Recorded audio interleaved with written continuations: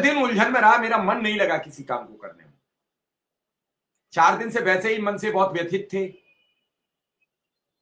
कल देर रात जैसे तैसे व्यवस्थाएं जुटा जुटू के इधर उधर से कर करा के चैनल को ओपन कराया था।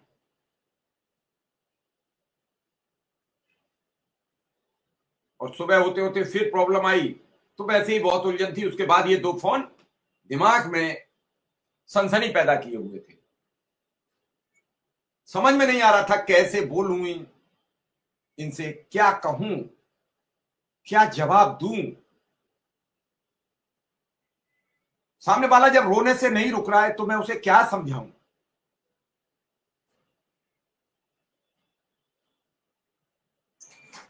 बड़ी विडंबना है।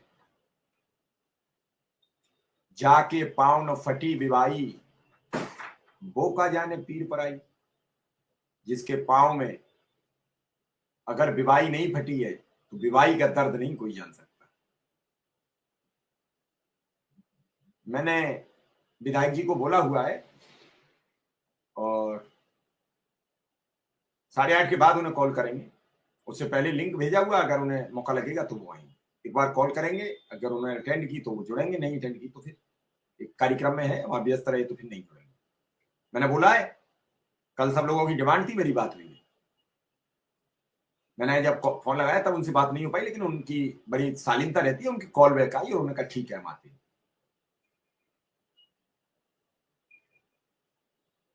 लोग अपनी अपनी बातें हमसे कहते हैं, हम पर बड़ी कटाक्ष करते हैं, हम पर बड़े कमेंट करते हैं, लेकिन अब आप अंदाज लगाओ जिसके पास सुबह ही सुबह ऐसे फोन आ जाएं, क्या वो अपने को माफ कर पाएगा।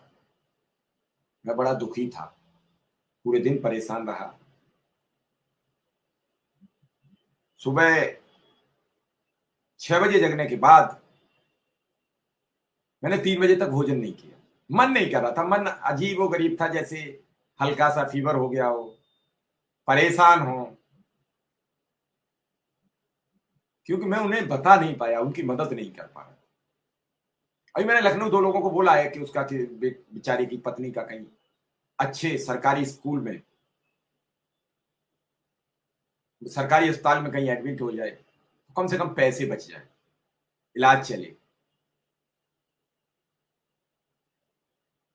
यही हाल शिक्षा मित्रों का है।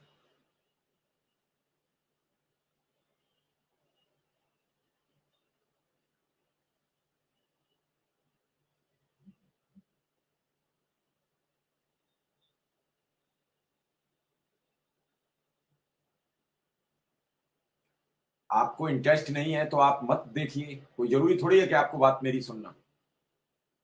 ऐसा तो है नहीं कि मैं कोई चिट्ठी पत्री आपको भेजता हूं कि नहीं साहब आप जुड़ जाइए। आपको इंटरेस्ट नहीं है तो आप अपना शांत बैठिए।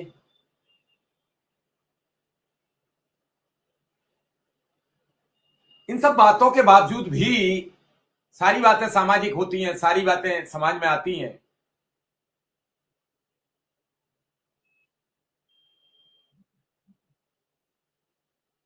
और फिर पता लगता है कि ढाक 3 पात रह गया, वही 3 पत्ते जो पहले थे वही आज भी।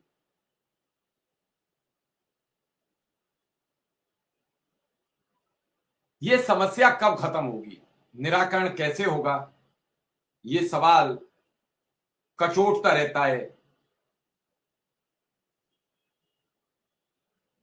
और इसका अब तक कोई निराकरण नहीं हो पाया।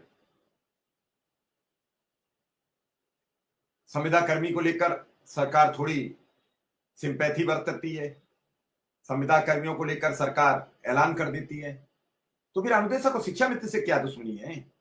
इनके भी तो उसी मानदेय और वेतन में ये चले आ रहे हैं। वहां इनका परिवार कैसे चलता है, क्या इस पर कोई विचार करता है।